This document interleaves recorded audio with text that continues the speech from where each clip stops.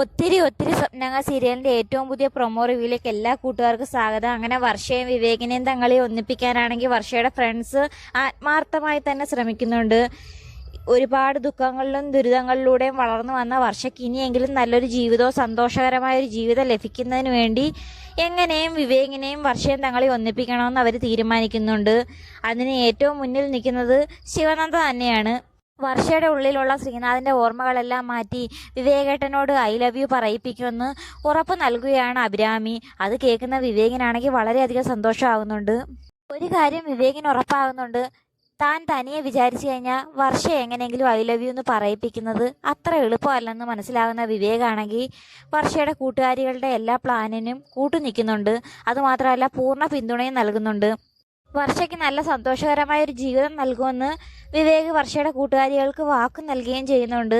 അത് കേൾക്കുന്ന കൂട്ടുകാർക്കും വളരെ സന്തോഷമാകുന്നുണ്ട്.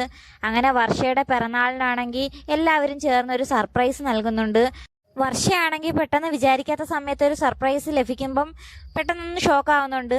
അങ്ങനെ വർഷയുടെ ബർത്ത്ഡേക്ക് കേക്കൊക്കെ കട്ട് ചെയ്യുന്നുണ്ട്. കേക്കിൻ്റെ ഒരു പീസൊക്കെ വർഷയ്ക്ക് വിവേക് നൽകുകയും ചെയ്യുന്നുണ്ട്. തിരിച്ച് വിവേകിന് കേക്ക് നൽകുന്ന സമയത്ത് വിവേക് സ്നേഹത്തോടെ വർഷയുടെ വിരലിലൊരു കടിയും നൽകുന്നുണ്ട്. അത് ഫോണിലൂടെ പകർത്തുന്ന അഞ്ജുവിനാണെങ്കിൽ ചിരി വരുന്നുണ്ട്. അഞ്ജു അങ്ങനെ ചിരിക്കുകയും ചെയ്യുന്നുണ്ട്.